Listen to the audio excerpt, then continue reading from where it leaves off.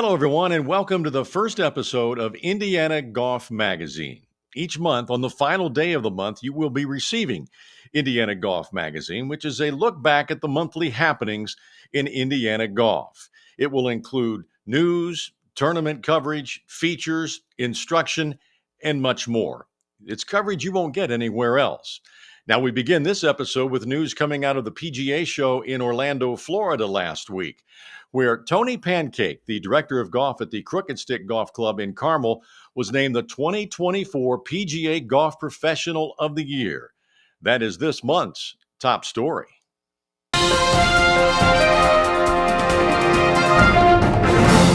I'm joined now by Tony Pancake. And Tony, first of all, congratulations. Only the fourth pro from Indiana to receive that honor. What does winning that award mean to you? Well, thanks, Brian. It's obviously an incredible honor, one that you never expect as a golf professional. I mean, I love what I do, and I can't wait to go to work every day. I don't go to work trying to win awards. I just try to do a good job every day. And when something like this comes along, while it was unexpected, it's just been great kind of reflecting back over the last 40 years and some of the things that made it happen.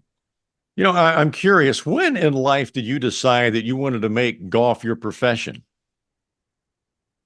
Yeah, as a teenager, I wanted to be a tour player, and I went to college thinking that I was going to be a tour player.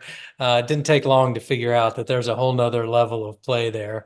So it was in college. I had an opportunity to work at a club called the North River Yacht Club in Tuscaloosa, there next to the University of Alabama. And I worked for a guy named Hank Johnson. And I just knew at that point I wanted to be in the golf business. I actually thought I was going to be a teaching professional, and I was following that track early in my career for the first 3 or 4 years before actually realizing that my strengths were more in line with being a head golf professional. So you've worked at some great clubs along the way. Who were some of the people that influenced you as you progressed through the ranks? Yeah, so I mentioned Hank Johnson. He and Scott Davenport were the two golf professionals at North River. They certainly had a huge influence on my career.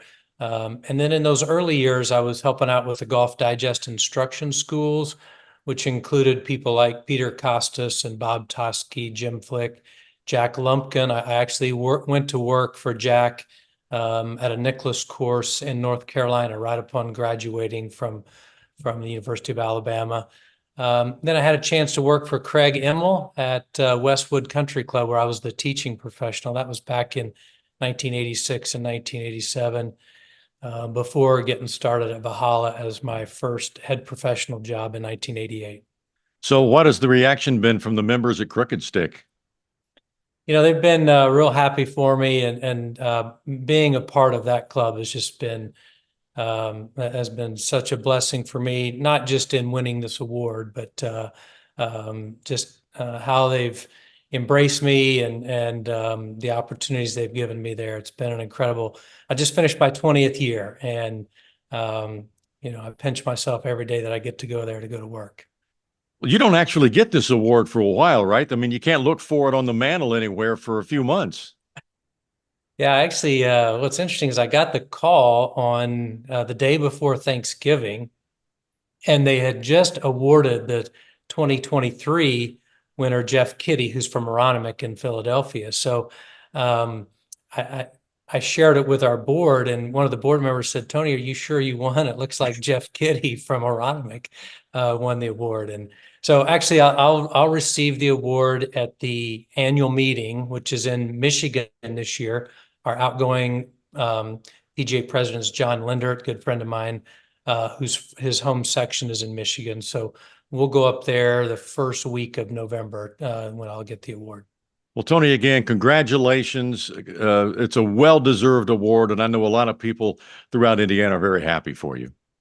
Well, thanks, Brian. It's such a privilege to represent Indiana golf, and but it's a real blessing for us, that's for sure. And Tony isn't the only PGA professional from Indiana to earn prestigious national awards from the PGA of America. Rob Kuntz, the head pro at the Pete Dye course at French Lick, was named the Merchandiser of the Year. And Crystal Morse, the head professional at the Legends Golf Club in Franklin, also earned national recognition.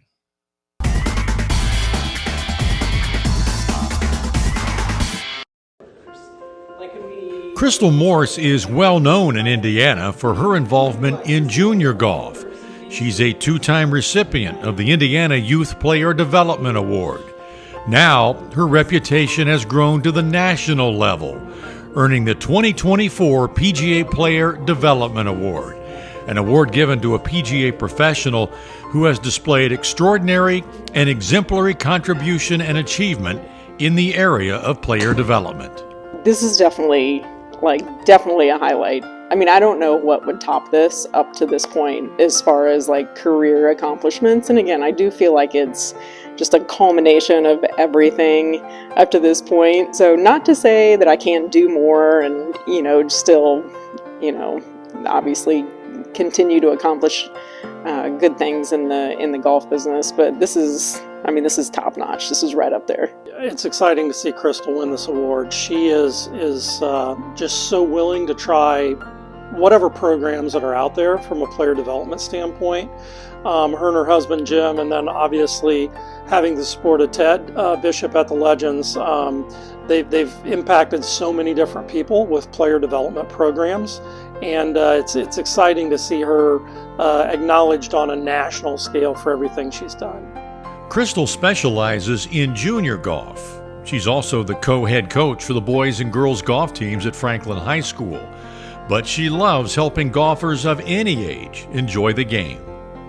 The important part of player development is that connection with the students, being able to connect to your students and really help them reach their goals, help them through their journey.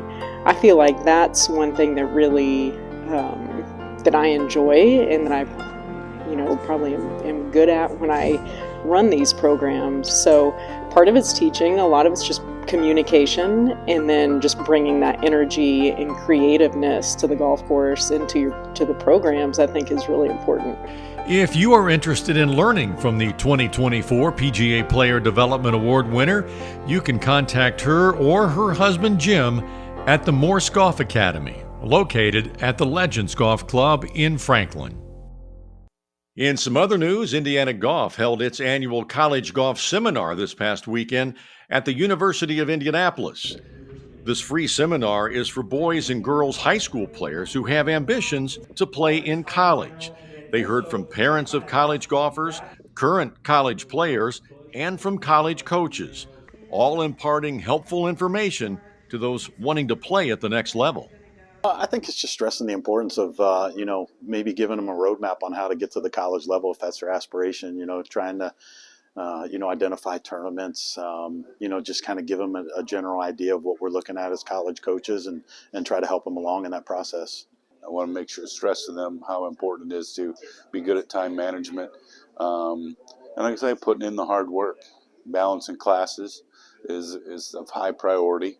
And then obviously golf is why they're there. But balancing all that for the first time on your own is a tough job. And I just want to make sure they understand to prepare now so they're ready when they get there.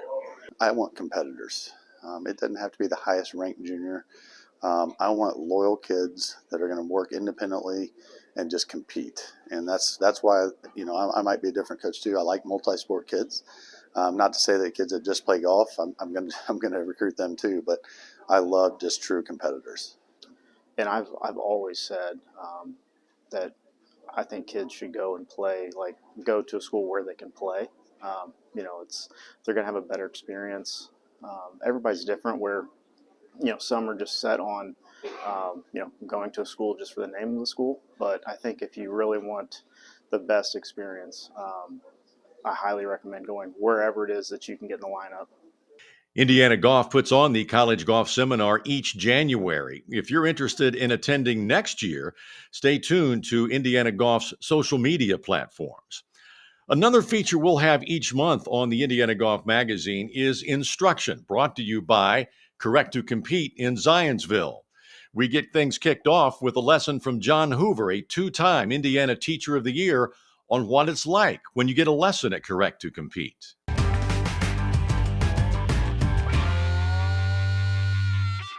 Hi, my name's John Hoover. I'm the Director of Instruction here at Correct to Compete, as well as Broadmoor Country Club here in town. And what we take a look at when we have a new student or a new client come through the door, really we try to evaluate not only the golf swing, but look at the golf swing, look at fitness.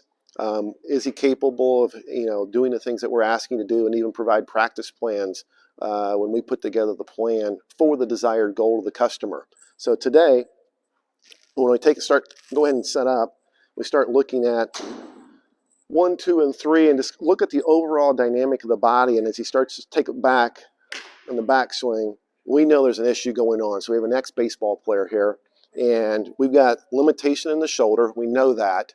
And so this is where I would bring Keith Suttle, who is our certified TPI fitness trainer here, as well as the owner of Correct to Compete, bring him into the equation so that we can go through a TPI screening and see if we have to work around a physical issue or if we can actually start to change the golf swing. So if you're looking for an initial assessment over an overall evaluation of your golf game, we've got putting green, we have technology, we have the driving range right here behind us, we have simulators upstairs.